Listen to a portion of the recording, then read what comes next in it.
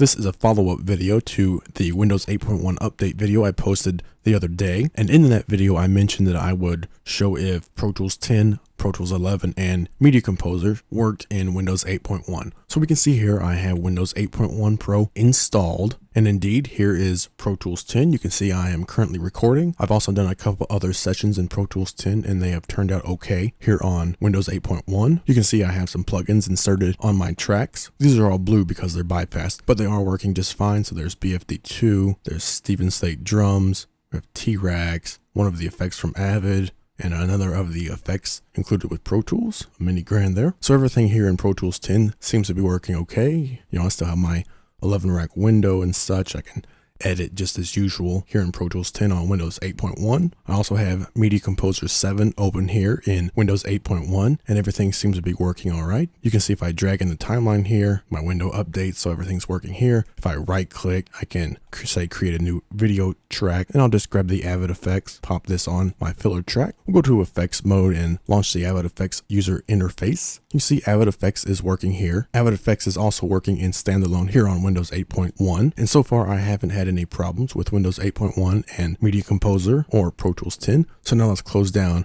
Media Composer and Pro Tools 10 here, and we'll pop up Pro Tools 11 and see if that's working here in Windows 8.1 as well.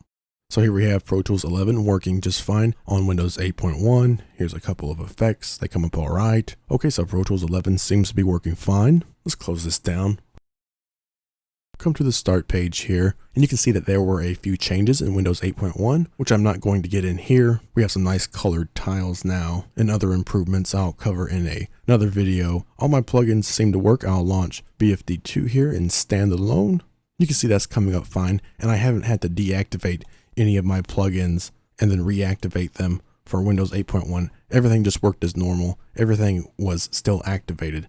So say like Miroslav for Harmonic by IK Multimedia. You can see that's coming up fine here on Windows 8.1 as well. And also Media Composer, as we saw, I didn't have to deactivate the license or anything. It just opened up and worked just fine. So it appears that on my system, Pro Tools 10, Pro Tools 11, and Media Composer, as well as Reason and all my other programs are working just fine on Windows 8.1. Keep in mind that as of the posting of this video, Windows 8.1 is not officially approved by Avid. So if you're concerned about tech support, update at your own risk. And if you're interested in some of the changes in Windows 8.1, such as bringing back the start button, I'll be sure to cover that and some other new changes in a different video. So that wraps up this video. Pro Tools 10, Pro Tools 11, Media Composer, Avid Effects, Swords and Squeeze, all my plugins, they still work just fine here in Windows 8.1.